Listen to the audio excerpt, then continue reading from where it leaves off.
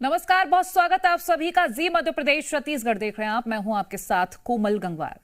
News at 9 में आज सबसे पहले बात होगी कांवड़ यात्रा पर शुरू हुई नई राजनीति की, मगर उससे पहले कांवड़ मार्ग पर छिड़े महासंग्राम की खबर। कांवड़ यात्रा की शुरुआत हो चुकी है। शिव भक्त कांवड़ उठाकर यात्रा कर रहे हैं, लेकिन इसी बीच शहर माहौल बिगाड़ने की कोशिश की जा रही है। सबसे पहली तस्वीर आपको दिखा रहे हैं जो कि मुजफ्फरनगर की है, जहां एक ढाबे में खा रहे कांवड़ियों के खाने में लहसुन प्याज डाल दिया गया। इसके बाद कांवड़ियों ने ढाबे में हंगामा कर दिया है। दूसरी तस्वीर भी मुजफ्फरनगर की है, जहां कांवड़ियों ने आरोप लगाया कि कुछ शरारती तत्वों ने उनके कांवड़ को खंडित कर दिया है। वहीं तीसरी तस्वीर है बिजनौर की, जहां कांवड़ यात्रा के दौरान कुछ उपद्रवियों ने कांवड़ियों पर हमला कर दिया है। अब ये तस्वीरें हम आपको दिखा रहे हैं, जहां आप खुद अंदाजा लगा सकते हैं कि साजिश किस हद तक की जा रही है।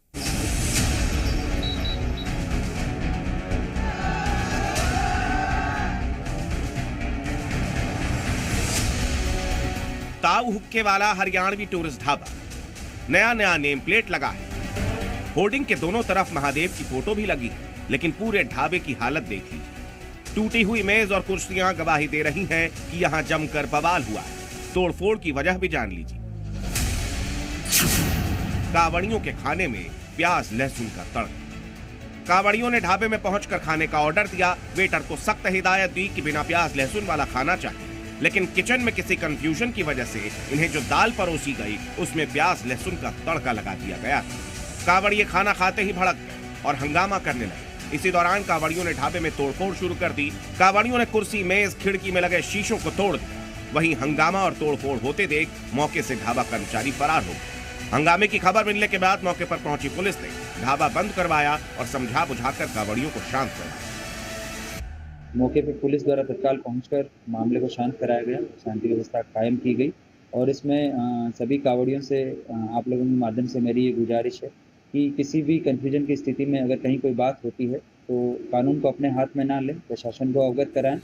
अब मुजफ्फरनगर में ही कांवड़ यात्रा के दौरान हंगामे की एक और तस्वीर देखी। नाराज कांवड़ यात्रियों ने सड़क जाम कर रखा है। इनकी नाराजगी की वजह भी जानिए।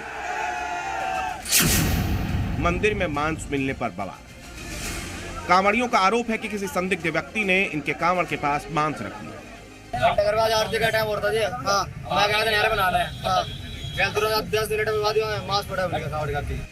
कांवड़ के पास मांस मिलने से कांवड़ियों की यात्रा खंडित हो गई, जिसके बाद नाराज कांवड़ियों ने जमकर हंगामा किया। मौके पर पहुंचे पुलिसकर्मियों ने घंटों की मशक्कत के बाद कांवड़ियों को समझा बुझाकर वहां से हटाया। पुलिस द्वारा तुरंत मौके पे पहुंच के उस पॉलीथीन को हटवा दिया गया था। बाद में उसको चेक भी करवाया गया। अभी इस बात की पुष्टि नहीं हुई है कि उसमें कोई मांस था। इसमें अभी टीम्स लगा दी गई हैं। जब से ये इंसिडेंट प्रकाश में आया था तब से लगातार टीम्स हैं जो कैमरा चेक कर रही हैं। इसमें जैसे ही किसी अभियुक्त की अगर इस तरह से पहचान होती है उस पर तुरंत कार्रवाई की जाएगी। अब आपको कांवड़ यात्रा के दौरान हंगामे की तीसरी तस्वीर दिखाते हैं। यूपी के बिजनौर में दबंगों ने कांवड़ यात्रियों को पीट दिया। दरअसल कांवड़ यात्री सड़क के किनारे जा रहे थे, तभी दूसरे समुदाय के युवकों ने पहले तो कांवड़ियों के साथ गाली गलौज की और इसके बाद उनकी पिटाई कर दी। हालांकि पुलिस ने कांवड़ियों पर हमला करने वाले युवकों को गिरफ्तार कर लिया है। इन तीन घटनाओं से साफ अंदाजा लगाया जा सकता है कि हिंदुओं की इस पवित्र यात्रा के दौरान माहौल बिगाड़ने की कोई साजिश की जा रही है। ब्यूरो रिपोर्ट, जी मीडिया। कांवड़ यात्रा के दौरान माहौल खराब करने की साजिश के बाद अब इससे जुड़ा एक और विवाद दिखाते हैं। दुकानों पर नेम प्लेट चस्पा करने के आदेश के बाद इस पर राजनीति काफी तेज हो गई है। बीजेपी के सहयोगी दल भी इस मुद्दे पर सरकार के साथ नहीं दिख रहे। साथ ही अब धर्मगुरु भी इस बहस का हिस्सा बनते जा रहे हैं।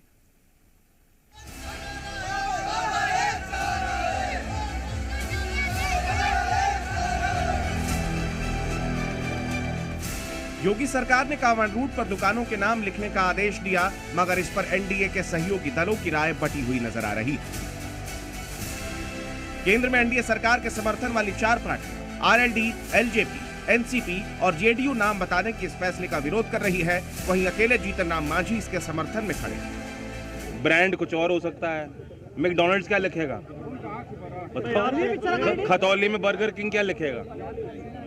पुराने ब्रांड हैं, किसी के नाम हो सकते हैं। एक मालिक नहीं, कई मालिक हो सकते हैं। मुसलमान वेजिटेरियन है और हिंदू मीट खाने वाले भी हैं। आंखा लगाओगे, अब कुर्ते में भी लिखना शुरू कर देंगे अपना नाम। इसको पूरे हिंदुस्तान में लागू करनी चाहिए, क्योंकि ये कांवड़ यात्रा 1 महीने चलता है। पूरा ये इसको कहिए कि पूरा पवित्र माह है।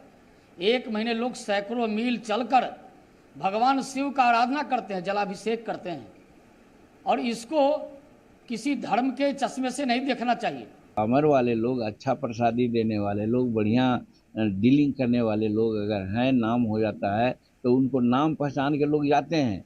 इसलिए नाम लटका देना, नाम प्लेट दिलवा देना, इसको कोई धार्मिकता के चश्मे से नहीं देखना चाहिए। ये मेरे समझ से ठीक हुआ है। एक तरफ जहां अपने ही सहयोगी दल नेम प्लेट के मुद्दे पर विरोध कर रहे हैं, वहीं पूर्व कांग्रेस नेता आचार्य प्रमोद कृष्णम योगी सरकार के फैसले के समर्थन में खड़े हो गए। आप अपनी पहचान क्यों छुपाना चाहते हो? आप कांवड़ियों के साथ धोखा क्यों करना चाहते हो? मैं सभी राजनीतिक दलों के तमाम नेताओं से हाथ जोड़ के निवेदन करना चाहता हूं, प्रार्थना करना चाहता हूं कि आप अपनी सियासत अलग रखो। नाम बताने के मुद्दे पर अब धर्मगुरु भी अपनी राय दे रहे हैं। स्वामी रामदेव ने कह दिया कि रामदेव को नाम बताने में कोई दिक्कत नहीं, तो रहमान को क्यों? जब रामदेव को अपनी पहचान बताने में कोई दिक्कत नहीं है, तो रहमान को क्यों दिक्कत होनी चाहिए? तो अपने नाम पर तो सबको गौरव होता है, तो नाम छिपाने की कोई जरूरत नहीं है। एक तरफ जहां यूपी में कांवड़ यात्रा पर नेम प्लेट का मुद्दा गर्म है, तो वहीं दूसरी तरफ बिहार में भी ऐसे नियम लागू करने की मांग उठ रही है। पटना के वीरचंद पटेल पथ पर हिंदू शिव भवानी सेना ने इस मांग को लेकर पोस्टर चस्पा कर दिए। यहाँ भी हिंदुओं की आस्था की दलील दी जा रही है। आस्था के सम्मान और सुरक्षा पर इतना आपत्ति करने वाले लोग जो हैं, ये वही लोग हैं जो मुगलिया सल्तनत को मानने वाले लोग हैं। देखिए, कांवड़ यात्रा की कुछ नियम और संयम है, उस नियम और संयम का उल्लंघन ना हो तो इसमें आपत्ति और विरोध क्यों कर रहे हैं? एक तरफ जहां नेम प्लेट को लेकर राजनीति चल रही है, वहीं ये मामला सुप्रीम कोर्ट तक पहुंच गया। सुप्रीम कोर्ट में दायर याचिका में कांवड़ यात्रा रूट पर दुकानदारों के नाम लिखने के फैसले को चुनौती दी गई। NGO Association for Protection of Civil Rights की ओर से दायर इस याचिका में यूपी सरकार, डीजीपी और एसएसपी मुजफ्फरनगर को पक्षकार बनाया गया है। सुप्रीम कोर्ट कल ही इस मामले पर सुनवाई करने वाला है। ब्यूरो रिपोर्ट, जी मीडिया।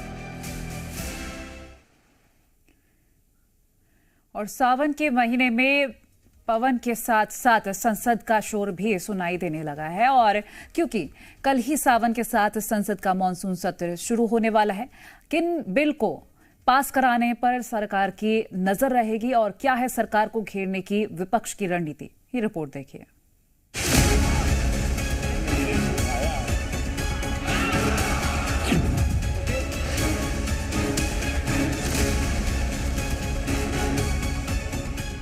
राष्ट्रपति के अभिभाषण पर धन्यवाद प्रस्ताव के दौरान संसद में सियासी संग्राम हुआ। धार्मिक नारों से लेकर संविधान की गूंज सुनाई दी, और अब एक बार फिर मॉनसून के साथ संसद में सियासी शोर तेज होने वाला है, क्योंकि कल से संसद का मॉनसून सत्र शुरू होगा।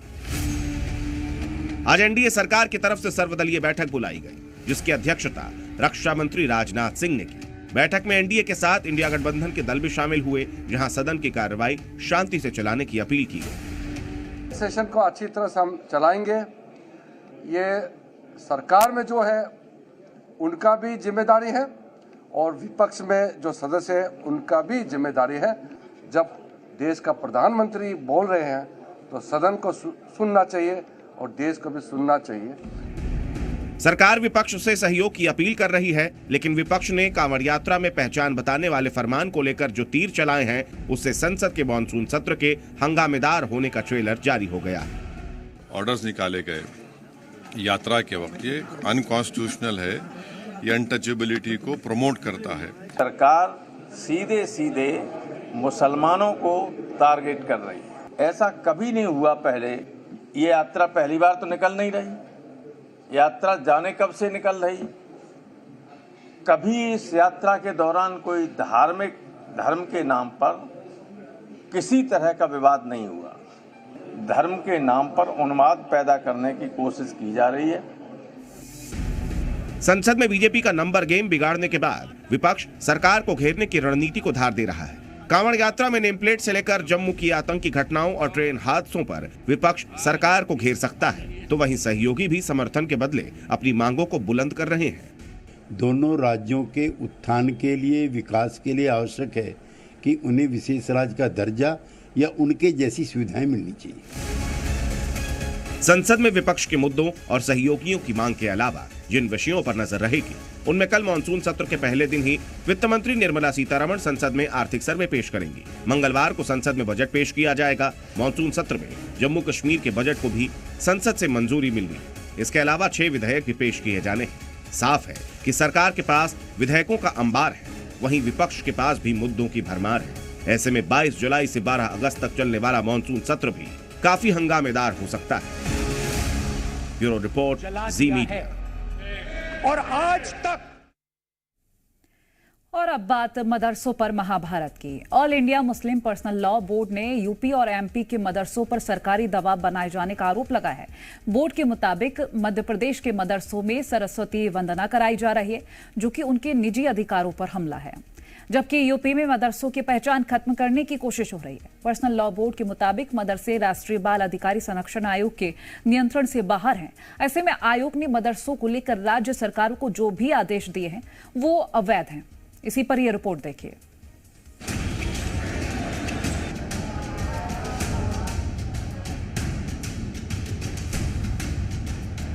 All India Muslim Personal Law Board ने साफ कर दिया है कि उसे मदरसों की पहचान खत्म करने के लिए चलाया जा रहा सियासी अभियान किसी भी कीमत पर बर्दाश्त नहीं।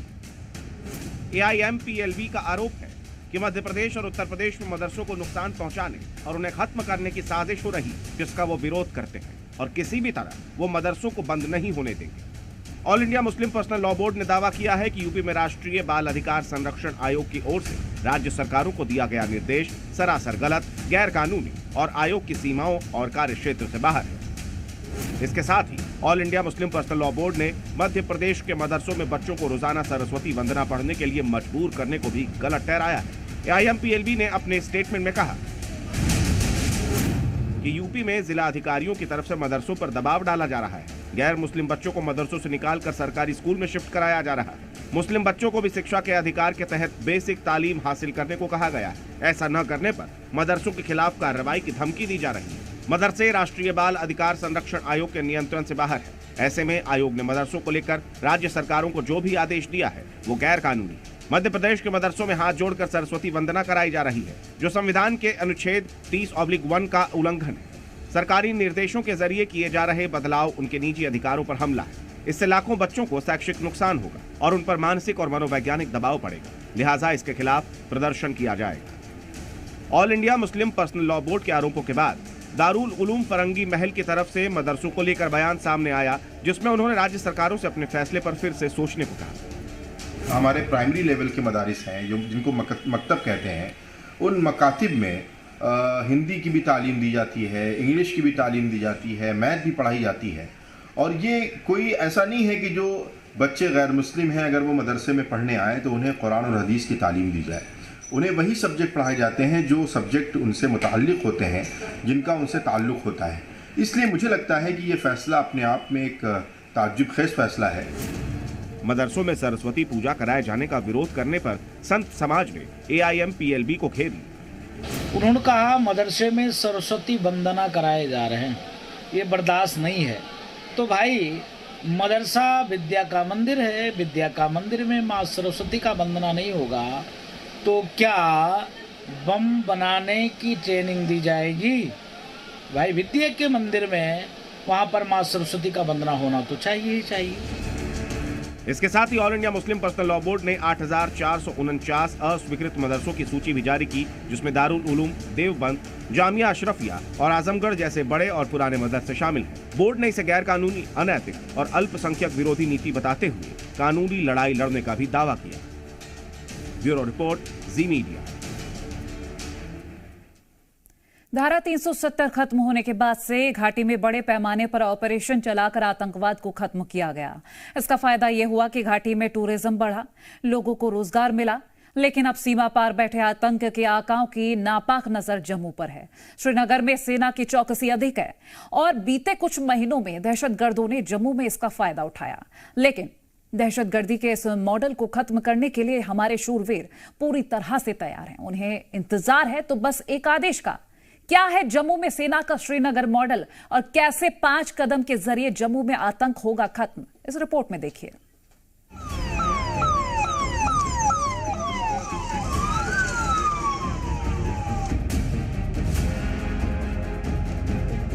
जम्मू में बड़ी बैठक, सरहद पार बड़ी हलचल। जम्मू में कश्मीर मॉडल, निशाने पर दहशतगर्द।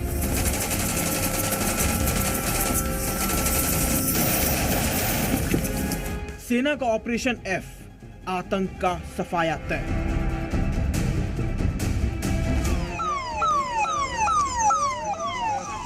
तो जम्मू में बढ़ती आतंकी गतिविधियों को रोकने के लिए पूरी प्लानिंग कर ली गई है। दहशतगर्दों के नापाक मंसूबों को नाकाम करने के लिए सुरक्षा बलों को अब आखिरी आदेश का इंतजार है। कल जम्मू कश्मीर में सेना, सीआरपीएफ, बीएसएफ, खुफिया विभाग और पुलिस की हाई लेवल की मीटिंग के बाद से माना जा रहा है कि इसमें जम्मू में बढ़ते आतंकवाद को कुचलने पर चर्चा की गई। वहीं जम्मू कश्मीर के उपराज्यपाल ने साफ कह दिया है कि जम्मू में आतंकवाद को कतई बर्दाश्त नहीं किया जाएगा, तो कश्मीर मॉडल अपनाते हुए दहशतगर्दों का सफाया होगा। जम्मू की जनता ने हमेशा से आतंकवाद का डटकर मुकाबला किया है और मुझे अपने बहादुर जवानों की वीरता पूरा भरोसा है। हम जल्द से जल्द जिस तरह से यहाँ सभी तंजीमों के कमांडरों को नस्तानाबूद किया गया, वहाँ भी इसको अंजाम देने में हमारी सेना और सुरक्षा बलों निश्चित रूप से जल्द सफलता मिलेगी। अब ऐसे में सवाल है कि आखिर जम्मू में ऐसा क्या किया जा सकता है कि जिससे आतंकवादी घटनाओं को रोका जा सके। माना जा रहा है कि जम्मू में सुरक्षा एजेंसियां अपने सिक्योरिटी, इंटेलिजेंस और इलेक्ट्रॉनिक सर्विलांस सिस्टम को मजबूत किया जाएगा और साथ ही जरूरत पड़ने पर पिन पॉइंट और बड़े ऑपरेशन किए जा सकते हैं। घने जंगलों में बैठे आतंकी रूटों को खत्म किया जा सकता है। आतंकियों को पाक रेंजर्स के साथ ओवरग्राउंड वर्क की मदद मिल रही है। इसी वजह से ओवरग्राउंड वर्कर्स के नेक्सस को कमजोर करना जरूरी है। जम्मू रीजन में 13 छोटे छोटे नाले, 3 नदियां हैं जिसकी मदद से घुसपैठ की जा सकती है। तो अब इन इलाकों में गश्त भी बढ़ाने की तैयारी है। वहीं आतंकियों के मददगारों की लिस्ट बनाई जा रही है जिनके खिलाफ एक्शन लिया जा सकता है। तमाम सुरक्षा एजेंसियां अब अपने अपने काम में जुट गई हैं। वहीं आतंकी घटनाओं को रोकने के लिए 500 पैरा एसएफ कमांडोज की भी जम्मू में तैनाती की गई है। चौकसी के लिए भारतीय सेना, बीएसएफ दोनों को सीमा पर साथ डिप्लॉय किया जा चुका है। माना जा रहा है कि आने वाले दिनों में न केवल आतंकी घटनाओं पर लगाम लगेगी, बल्कि श्रीनगर में तमाम जम्मू से भी आतंकियों के पूरे नेटवर्क को साफ किया जाएगा। ब्यूरो रिपोर्ट, जी मीडिया। मध्य प्रदेश में महिलाओं पर अत्याचार की ऐसी दर्दनाक तस्वीरें सामने आई हैं जिसे देखकर सवाल उठता है कि क्या मध्य प्रदेश दूसरा पश्चिम बंगाल तो नहीं बन रहा। दबंगों ने 2 महिलाओं को जिंदा ही जमीन में गाड़ दिया। दोनों महिलाएं चीखती चिल्लाती रहीं, लेकिन इन दबंगों को कोई रहम नहीं आया। सांसें उखड़ रही थीं, लेकिन इन दबंगों के कानों में महिलाओं की चीख पुकार नहीं पहुंच रही थी। सीएम मोहन ने मामले में संज्ञान लिया है और आरोपियों पर कड़ी कार्रवाई के निर्देश दे दिए हैं।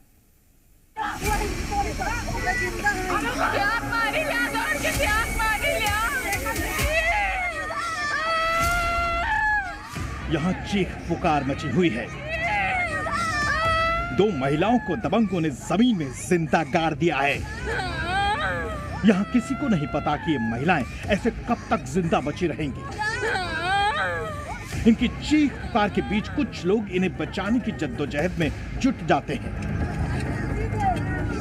एक महिला की रोने की आवाज बता रही है कि इस वक्त मौत उसके सिर पर मंडरा रही है क्योंकि दबंगों ने उसकी जिंदा ही कब्र खोद दी है।